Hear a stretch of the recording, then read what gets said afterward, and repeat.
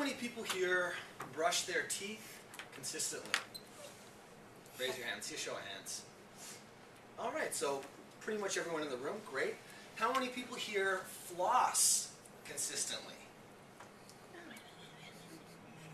Really? Let's be honest now. Be proud. Do you floss consistently? Hand way up in the air? Yeah. Okay, so there's a couple people who don't. Interesting. Interesting discrepancy. I'm not here to talk to you guys today about oral hygiene, as exciting as that would be. I'm here to talk to you today about how to create life-improving habits. It's all about habits. Do you ever show up at work with a bag lunch? In fact, do you do it consistently? Do you go to the gym consistently on a daily basis? Do you go at the same time? Do you find yourself going to bed at night pretty much at the same time every day? You get a good sleep, 8 hours. Or maybe you avoid the gym like the plague. Maybe you eat out at lunch every day. Or maybe you actually try to stay up as late as possible at night. John Dryden famously said, "First we make our habits, then our habits make us." Confucius said, "Men's natures are alike. It's their habits that separate them." And Aristotle noticed that we are what we repeatedly do. Excellence, then, is not an act, it's a habit. It's pretty clear that habits make us who we are. And when it comes to our bodies, guys, there are two habits. The following two habits are the ones that truly affect your health and your physique. And that's simple. It's your exercise and your nutrition habits that are going to make the biggest difference. In fact, everyone that you know in your life that is in great shape has those two habits totally dialed in. So if you're sitting there right now asking yourself the question, or just thinking to yourself, I'm really not that happy with how healthy I am. I'm not that happy with my physique. Obviously, you need to somehow adjust one of those two habits. Or maybe you need to adopt one of those two habits, or maybe even both of those two habits.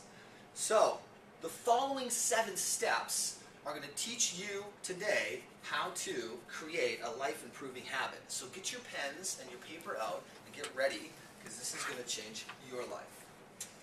Habit number 1. Decide on one habit. Just decide on one habit that you would like to develop. When it comes to health and fitness or making big changes in our lives, a lot of times we really try to bite off more than we can chew. We get really excited. I want to change this, this, and this, and this, and maybe something happened in our lives, we get really motivated, and we go gung-ho about it. But you know what? That's not realistic. That's not sustainable. It's not doable. Pick one habit that you believe is realistic or doable, and focus on that one. So I'm going to throw it out to you guys right now. What are some really healthy habits that we can adopt in our lives starting today? What do you guys think? Pay yourself first. What was that? Pay yourself first. Pay yourself first. That's really great. Yeah. Drink more water. Drink more water. It's good. Take the stairs when you can. Take the stairs. Yeah. Walk if you're on your cell phone. Walk if you're on your cell phone. Good. What else? Always eat breakfast. Always eat breakfast. Yeah. Those are all great, guys. Really great answers. It's obvious there's a ton of really healthy habits that we could adopt into our lives at any given time. And I think each of us probably have a couple in the back of our mind that we're thinking of right now. So, step number 2. Write your habit down on a piece of paper, someplace that you can see it. Now, underneath that step, I want you to write down, also include the 3 main motivators that are pushing you towards that habit. Also include the 3 main obstacles you foresee yourself experiencing when you're trying to form that habit. And also include your 3 strategies that you're going to have to overcome those obstacles. So I'll say that one more time. Write down your goal, or your habits. 3 main motivators, 3 main obstacles, and 3 main strategies. So let me give you an example of a client that I had, and I'll just kind of tell you what her habit was. Her habit was to work with a personal trainer 3 times a week. Okay? Her 3 main motivators: to feel confident in her bathing suit this summer, to have more energy, and to fit into her skinny jeans. The obstacles that she was going to face: not having enough energy after work to be able to finish her workouts, not having enough money to pay for her sessions, and not having enough support from my spouse. So she was going to overcome those obstacles by doing her workouts before work instead of after work, because obviously she's going to have a little bit more energy in the morning than after a long day of work. The second one was cutting down on frivolous spending so that she would have enough money to pay for her new habit, which was obviously a priority for her. And then the third way she was going to overcome her obstacles was asking her spouse to join her as she was training, so she would have that support and they would both be able to experience the results. So step number 3, commit fully and publicly to your new habit. So write that one down, guys. Commit fully and publicly to your new habit. This could mean posting it on Facebook, talking about it at the dinner table, telling your coworkers about it, telling your friends about it. You've got to get it out there. Other people need to know about it. You need to put yourself in a position where you're going to be embarrassed if you don't follow through. That's key. That's a very strong motivator. So you need to let other people in on it. Step number 4, keep track of your progress.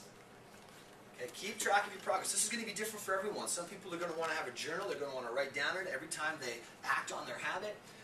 Some people are going to want to be really meticulous. Some people don't. Good example, I had a couple clients who tried to not drink for a full month. One of them might be in this room. And so their goal was to not drink any alcohol for January. So what they did was on their wall they had a calendar, and for each day that they did not drink, they put an X on that day. So at first, there's a few X's, no big deal. But when you get halfway through the month and you see a month full of X's, it's very motivating. You do not want to quit. You want to keep going. You want to fill that calendar up. So that's a great example. Thanks, Justine. She did it, by the way. Step number 5, keep yourself publicly accountable. So obviously you want to commit fully and you want to make it public to everyone, but then also as you keep going, you want to have that public accountability there.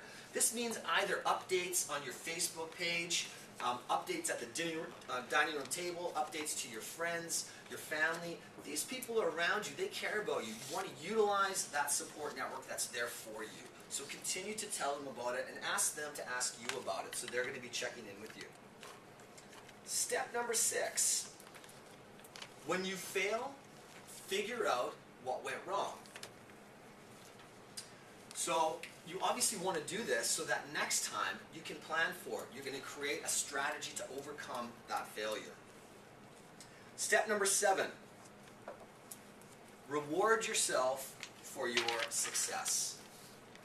All right? That's pretty obvious, but it's very important. If you're working hard at creating a new habit in your life, you want to reward yourself when that habit's in place. A habit typically takes about 30 days, 1 month, for it to become a habitual pattern. So after that month of consistency, go shopping, go on a trip, have a day at the spa. If you had your family involved in keeping you accountable, you can have them, you can tell them at the beginning, hey, listen, if I'm able to do this, and if you guys help me, let's take a family getaway. Let's go somewhere. Let's go to Disneyland. Let's go to some great water park somewhere in Kelowna or something. Do something with your family, so get everyone involved. So like I said, guys, it usually takes about 30 days to develop a habit. Focus on one habit until you got it down. When you got it down in 30 days, look at that next one that's on your list, attack it, go through the 7 steps again, and before you know it, you'll have incorporated into your life some really amazing life-improving habits that will change your life, and you'll be able to seize the day, as Alan talked about at the beginning of our session today. That was a perfect little intro. So, thanks so much, guys. Hopefully that was a help.